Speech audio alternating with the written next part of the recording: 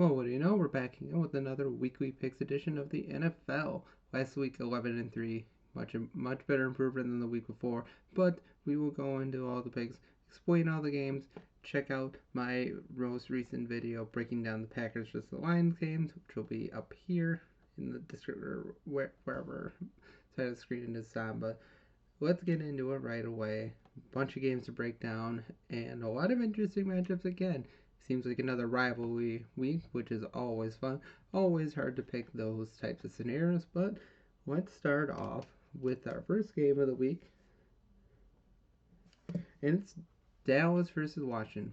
Like I said, I already broke down Green Bay versus Detroit. Go check that out up there.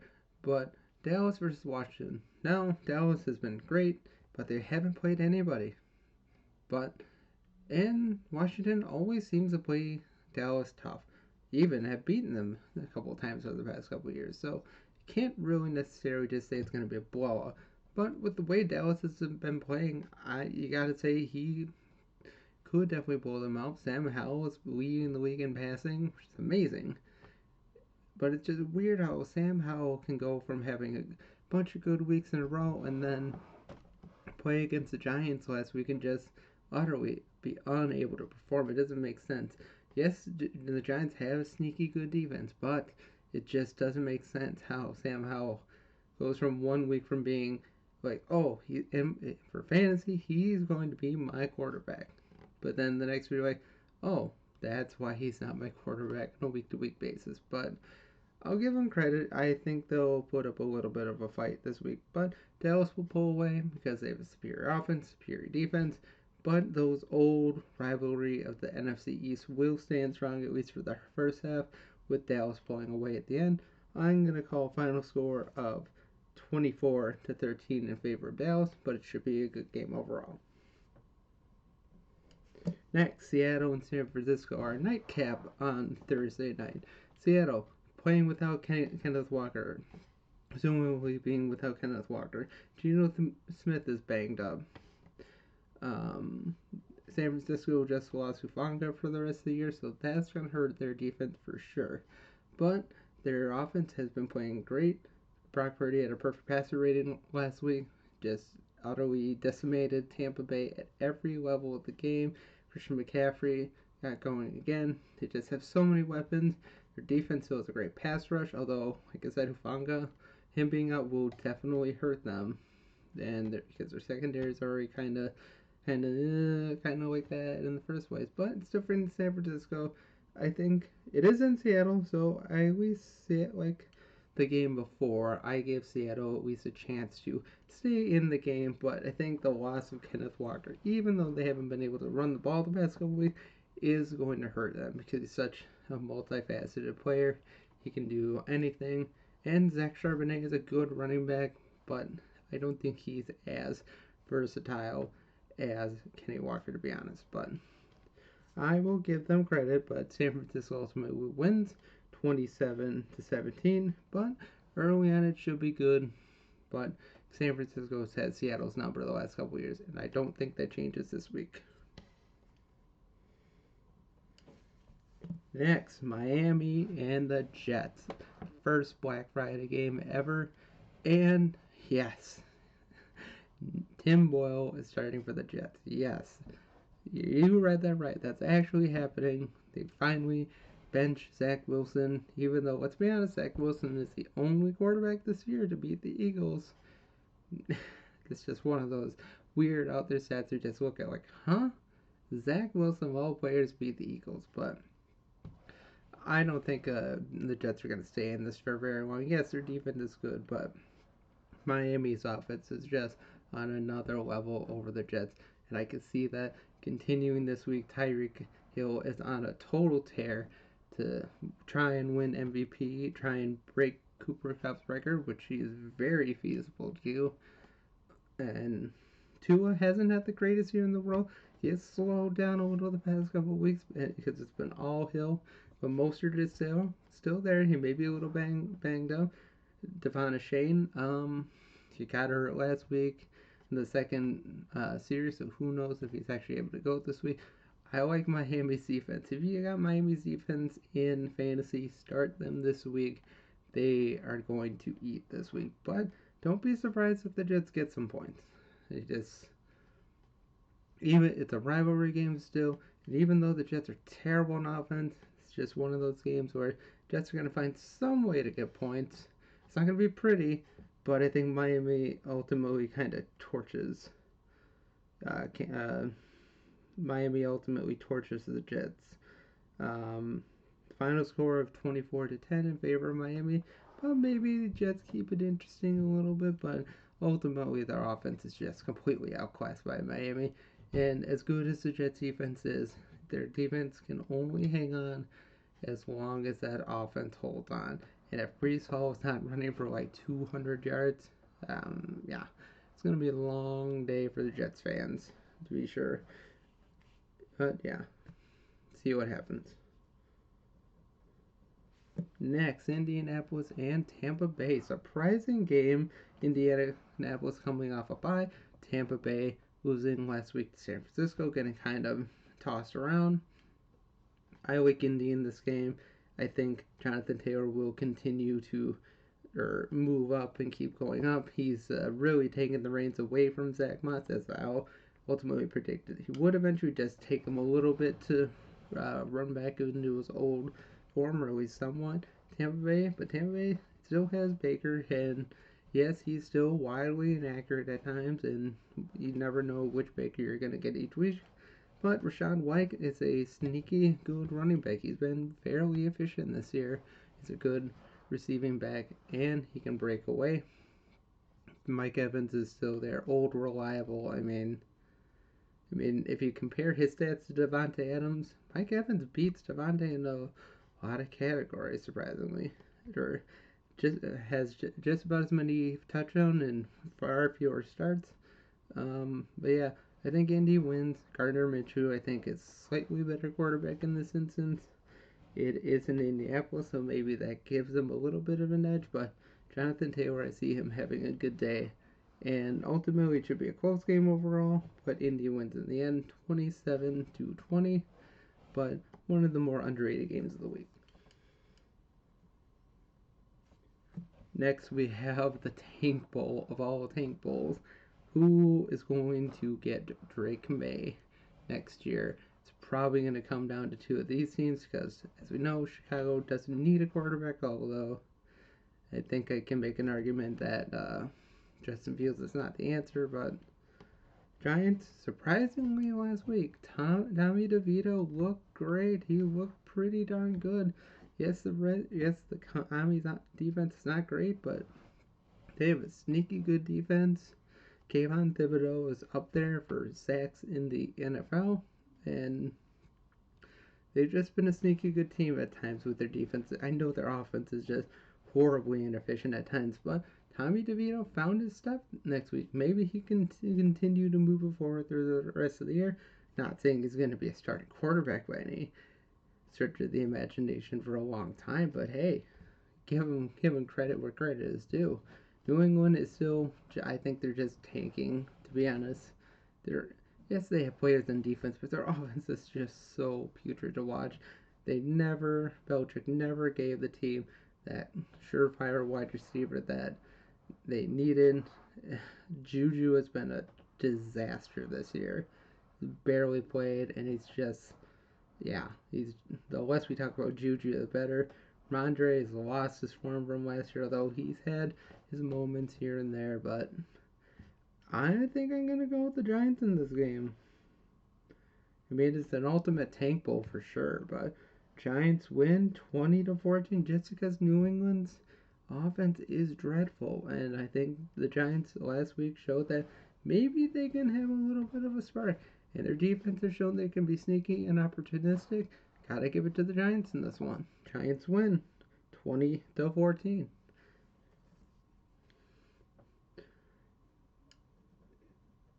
And next we have a game that has lost a lot of its luster since last week with the injury to Joe Burrow being out for the rest of the year.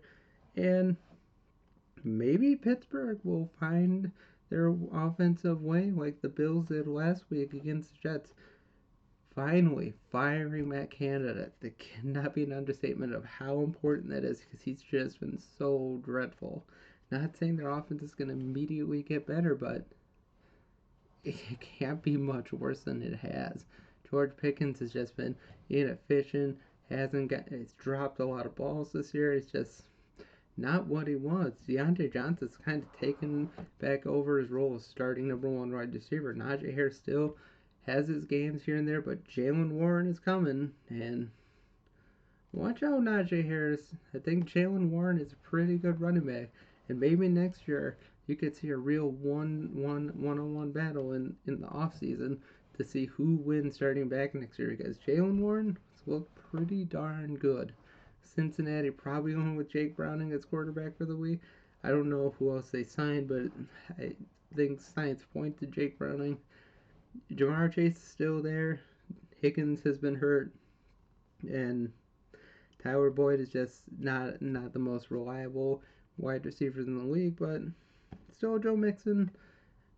Maybe the Cincinnati can make it interesting, but it's another old AFC North rivalry game. I don't see either of these teams blowing each other out. Pittsburgh, I still think, will be a little bit offensively challenged for the rest of the year, but at the very least, they cannot be worse than they have been with Matt Canada. I mean, look at Kenny Pickett. I forgot stat like Tommy DeVito has more multiple TD games this year than Kenny Pickett. And DeVito has started like 3 games, and Kenny Pickett's basically started the whole season. Yeah, it's not good. Hopefully that improves for Pittsburgh's sake, but in the end, Pittsburgh I think ekes this out 21-20, maybe in a last-second field goal. But it's an old AFC North rivalry where these teams are going to beat each other up, and this is going to be one fun game to watch. Although to be honest, it may not be as fun because who knows what Cincinnati's offense will be without Joe Burrow. Carolina and Tennessee, another not good looking game. Carolina has not won a lot this year. They've been really bad, and their future does not look bright. Tennessee, who knows, we may be seeing the end of Derrick Henry, although I think he bounces back this week against Carolina's since they were rushing defense. Will Levis is still surprises there. I mean, he's not the greatest quarterback in the world, but he's shown over the past couple of weeks that he is deserving of the starting role in Tennessee. He's clearly better than Ryan Tannehill. I mean, he's shown that. Can't really take it away from him. But both these teams are playing for next year. Whoever wins gets a higher seed probably. And yeah, I mean, Carolina's playing for next year, but they have no first round pick, and that really sucks for them. Who knows what's going to happen? I think Tennessee is a little more offensively efficient. Should win 24-10. Not a very interesting game to watch, to be honest. Jacksonville and Houston, one of the surprisingly really good games this year. Probably never would have thought that coming into the year, but Jacksonville has looked great last week, whipping up on the Titans. Houston, with the win over Arizona, C.J. Stroud had a great first half, but then really fell behind with those second half turnovers, so that might be slightly concerning. He's had a couple of second half turnovers the last couple weeks. It's probably not the best thing to see. Hopefully he can clear that up. But he had a great game, and Tank Dell has been rising. Devin Singletary's clearly taking over the reins, number one running back, as long as Dameon Pierce is hurt. But even still, Dameon Pierce has not been great, and Singletary has shown that he can still play in this league. Jacksonville, it's been great. Trevor Lawrence finally found Calvin Ridley last week, so maybe that can continue going. ETN has not been the same since towards the beginning of the year. He hasn't been as efficient, but Jacksonville's defense is sneaky good. Houston's defense won them the game last week. I mean, Arizona could have won that game, but Houston ultimately shut them down. Should be a really surprising game. I think Jacksonville, big brother, I guess, in this scenario, having gone to the playoffs more recently than Houston. I think Jacksonville ekes this out 31-28. I want to pick the Houston Texans. I just need to see CJ Stroud overcomes the second half turnovers. But if he does, Houston has a great chance to win. But I think just based on paper, Jacksonville's a little bit more going for them. Closer to that. Whoever wins this game probably wins the division. Let's just say that right out there. But 31-28, it's going to be a very good game with Jacksonville eking it out at the last second, but can't wait to see it. New Orleans and Atlanta, these teams always play each other tough. Atlanta, going back to Desmond Ridder, what a mistake that is. I mean, come on. You can't tell me that Desmond Ridder is better than Taylor Heinicke. You just can't do it. Their defense has not been good. You can't just blame Taylor Heinicke, although he has had his fair share of turnovers. Atlanta's still better off with Taylor Heinicke at quarterback. Desmond Ridder I think he's going to end up being a bust, to be honest. He's just not great. New Orleans, their offense is hot and cold. They look great one week and cold the next week. They have had a chance to recover and rest up. Alvin Kamara is probably going to have a really good game. Bijan Robinson is probably going to have a really good game for Atlanta, I would suspect. Both these defenses are sneaky good, sneaky at causing turnovers, and it's another AFC rivalry game where these two teams always play each other tough. This is one of the hardest games to pick every year because I never know who's going to win. It usually comes down to who sucks the least.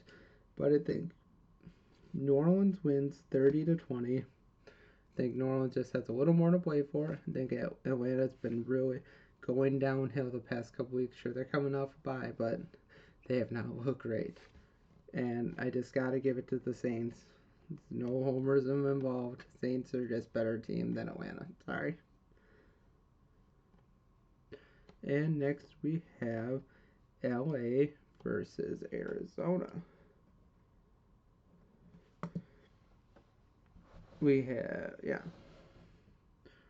Arizona, I think, is going to win this game. LA, who knows what's going to happen with Cup.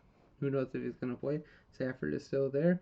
Puka Nacua is probably going to play just fine. Kerwin Williams is returning, so that should definitely bring some boost to that offense. Their defense is still decent. Arizona's just a scrappy team. Arizona has a great chance of not being in last place in their division. If they win this game, they could. Well, I mean, they're still a few games behind, so maybe that's not as realistic that they finish out of fourth, but certainly going to finish a lot higher than a lot of people thought earlier in the year. And I think Arizona, Kyler Murray has given that team a boost. Although he wasn't that great last week, he had a really good opening throw in the beginning of the week, just throwing a deep ball to Moore. But Arizona, I think, has it in this game. I think a lot of it will come down to how healthy Cooper Kupp is going into this game, but I like Arizona. Upset special of the week. Maybe not that much of an upset, but I think Arizona just has a little bit more. They've been really scrappy team, and I think they're just due for a big win. Next we have Cleveland and Denver. A surprising or very good defensive battle in this one. Cleveland with the win last week over Pittsburgh, and Denver with the win over Minnesota because Minnesota just failed at the end. That's stupid intentional grounding penalty that really screwed them. It's going to be a very low scoring game. It is in Denver, but I think Cleveland's defense is a little bit better. Garrett has been great all year. He's really one of the best defensive players in the league, and he just, every time you think he's going to do or kind of slip, he's just so good. And Denver's defense has been great the past couple of weeks, but I think Cleveland just has a little bit more just because they have a slightly better defense, or they have a little better defense. But I think Cleveland wins 17-14. Defensive battle through and through.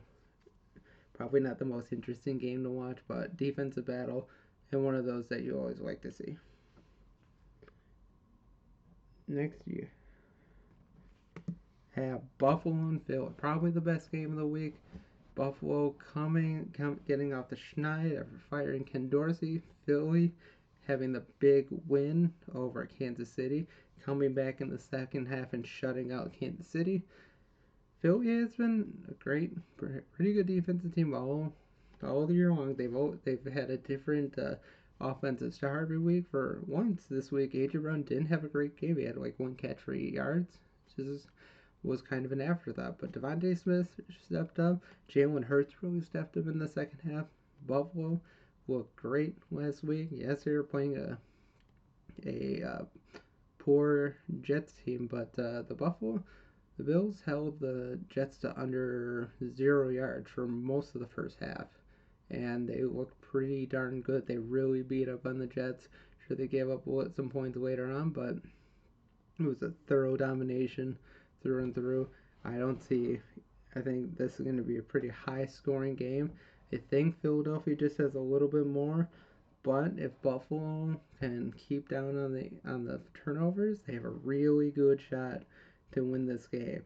And if Allen has over 300 yards, throws in a rushing touchdown and like 3 or 4 passing touchdowns, Buffalo's gonna have a real shot to win this game. I'm gonna go with Philly 31-28, but it's the must-watch game of the year, watch game of the week, and I can't wait to see it. Philly wins though. Kansas City and Las Vegas. Las Vegas has been much better of late. Devontae had a good game last week. KC with the loss, like I said.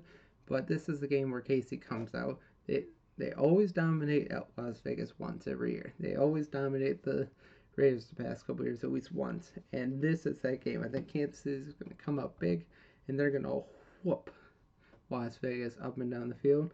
Although Las Vegas defense has been sneaky good the past couple of weeks, Max Crosby is a beast, and if you can't hold him up,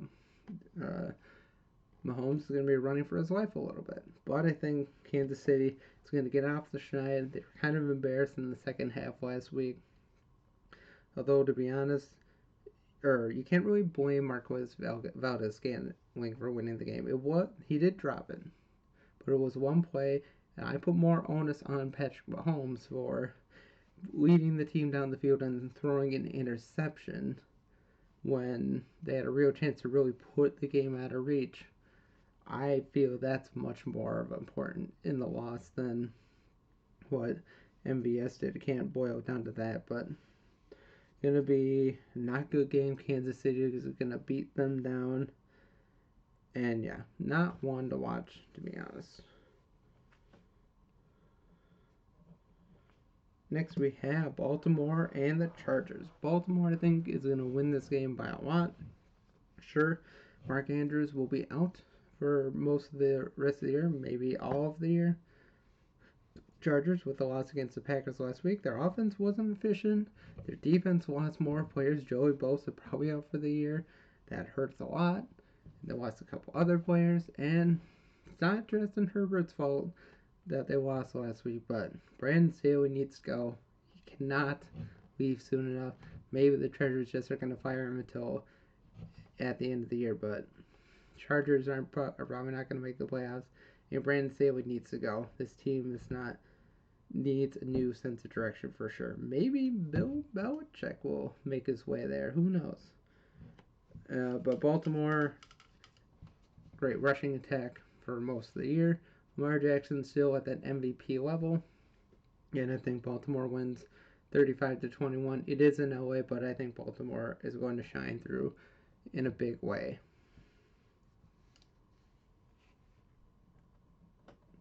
And last but not least, we have Minnesota and Chicago, an old NFC North rivalry, one where both of these teams always seem to beat each other up, a game where it's really hard to pick. I think Minnesota pulls it out in this one. I don't expect Justin Jefferson to play, since he said he's not playing until he's 100% healthy. And let's be honest, it's really because he hasn't gotten paid. He hasn't gotten paid, and that's why he's not playing. It's not because until he's fully healthy. It's because he wants it more, and how can you blame him? With the injuries the past couple weeks, the big name guys, sure, that were paid, he needs to secure that bag while he can. And if he goes out there and gets hurt again without that big contract, it's going to hurt him in the end. The Bears fumbled their way to another loss last week. They had the Lions. They had them. They had the win. They gave it up. So for that reason, I'm going to give Minnesota the win. Dobbs should come back in a pretty good way. Addison should have a bounce back game as well. And Minnesota wins 27-24. To be honest, the Bears offense wasn't the worst thing last week. It's just like they fell apart at the worst time.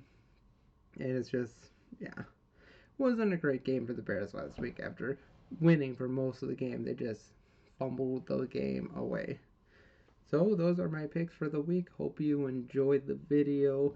Give it a like, subscribe, thumbs up, all that. But have a great day. God bless. Happy Thanksgiving. And go Pack.